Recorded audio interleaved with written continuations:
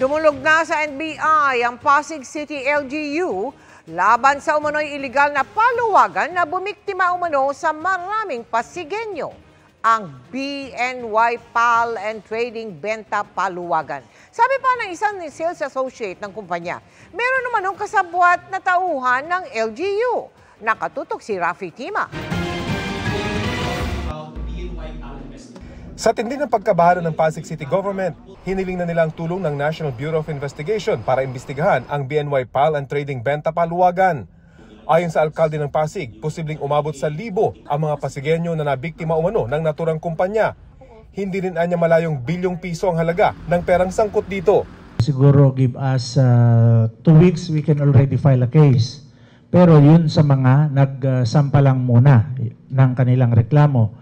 At yan po ay continuous po yung ating investigation. Yung mga wala pa pong panahon or nagdadalawang isip, kung magrereklamo kayo, bukas po ang aming tanggapan. Syndicated staff ang posible umanong isang pangkaso sa may-ari ng kumpanyang kinilala na si Rohani G. Velasco. Hinahanap na siya ng mga otoridad at ipapasilip na raw ng NBI sa Bureau of Immigration ang kanyang travel records. Ayon kay Mayor Vico Soto, wholesale trading ang business permit ng BNY Pal and Trading Benta Paluwagan sa Pasig. Kaya iligal ang pagbebenta nito ng slot sa paluwagan. At tulad daw ng isang pyramid scheme, ang pangakong kita kinukuha sa mga bagong investor na siya naman kailangan mag-recruit para sila naman ang kumita. Kung nakikinig din tong si Bunny na to, sana sabihin niya na lang sa tao yung totoo. Dahil dun sa pinakahuling post niya noong January 3, wala pa rin pag-amin na illegal yung kanilang negosyo. Ang sales associate na si Dennis, hindi niya tunay na pangalan. Sinabing may mga lokal na opisyal umano ng Pasig na sangkot sa BNY Pal and Trading. Inisip po namin na legit po yung permit na hinahawakan niya dahil nga yung mga nasa posisyon no mismo, nagtitiwala po.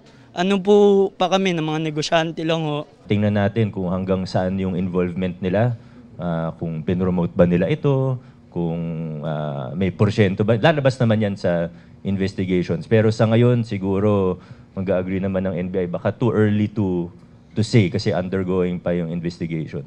Makikipagtulungan naman daw sila sa isasagawang investigasyon ng NBI, lalo pat bilang mga sales associate na nanghikayat sa ibang tao para mag-invest, sila ngayon ang sinisingil.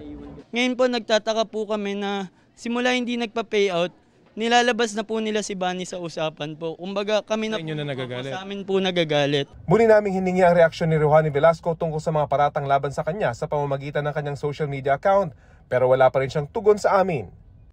Para sa GMA Integrated News, Rafi Tima, nakatutok, 24 oras.